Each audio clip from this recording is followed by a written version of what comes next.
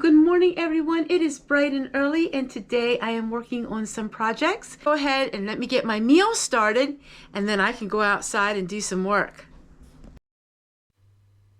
I decided it was a great day to make a bunch of meals. Now you have been seeing a lot of videos of mine making different kinds of meals. These are freezer meals. Now I only have a small freezer space, but I wanted to get a lot of these meals prepared because they are so nice to have on hand when you're really busy working.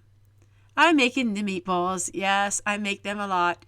We probably eat them maybe once every 2 weeks, but then of course I make other meals for my families as well. And we are freezing all these meatballs up. Meatballs are so easy to make and you can add all kinds of vegetables. So basically these are just plain everyday meals that is cooking from scratch. I do a lot of cooking from scratch. Then I'm adding my pepper jelly on the top and that makes them really good. We're going to bake them and freeze them. And now I am working on some projects out in the greenhouse for just a moment while the meatballs are being baked, trying to get everything done. Don't you just love the speed up of these cameras? Now I'm going to go ahead and we are going to be making some meatloaf and I'm also going to be making some soup. I love these carrots. These were grown local from the Amish and I'm still able to buy some, which is really nice. I actually did harvest some that the deer didn't eat the tops of, and I have a couple of my own that got really big. I'm going to have to try to do some different thinking about this year, how I'm going to have my garden without the deer eating everything, because each year they're getting worse and worse. And there is nothing like homegrown carrots. Let me tell you what, they are absolutely amazing. So as soon as I get this cut up and I'm going to get the soup done, then I will show you the meals that I made. Really neat having these meal containers. These are freezer containers that I did get, but it's so nice to have them on hand. And let me show you here in just a moment. So here we have the carrots, and then we have mashed potatoes, and then we are going to have the meatballs in these. Doesn't it look so pretty? I really got into making carrots. I know it sounds silly, but I just love carrots, and these have honey on them, just a little bit. So they're glazed carrots. And we eat a lot of peas and green beans, but we really got into eating carrots, and they taste so good.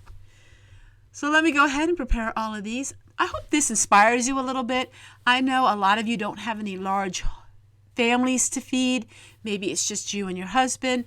But even so, it is nice to have these prepared because sometimes your husband is hungry and you just don't feel like cooking or you're in the middle of doing something else. You can just pull out one of these freezer TV dinners that have very low sodium and do not have any preservatives, and they're super duper cheap to make. So a lot of you ask different times throughout the years, why do I cook so many meals for my family? Well, my daughters both love to cook, but my son, his wife does not know how to cook and doesn't have a desire to cook. So she doesn't cook anything from scratch, and she works full time at a nursing home. And when he comes up, I like preparing meals for them. That way she doesn't have to cook. Now he does a little bit of cooking, but he's not much for cooking the old-fashioned way, like, the Pennsylvania Dutch style. So I enjoy doing that for him, and I cook these meals, and that way I can put them in the freezer, and then I just pull them out of the freezer for them.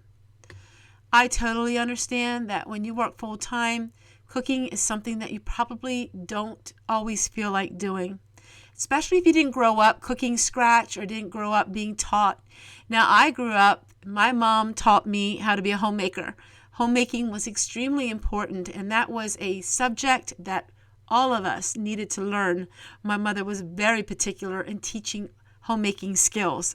So I did learn to cook old-fashioned scratch cooking from her, and cleaning.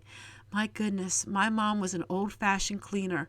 She just used a little bit of cleaner and basically was hot soap and water. My mom was notorious for just hot soap and water. She didn't think you needed a lot of special cleaners to make your house clean. I love these BPA-free plastic containers. They absolutely fit amazing, the lids on them, and you can reuse them over and over and over again. Especially if you don't have a dishwasher, they stay really nice. And it was a good feeling to get them all done. So I have some of my herbs in here to see if I can overwinter them. I doubt it if I can, but I'm going to go ahead and put some cover cloth on them. I do have some lemon trees. They're too big for the house. I'm going to give it a try. If it doesn't work, at least, you know, I tried. So you tell me, how can I have a lemon tree right there when the temperatures are in the 20s?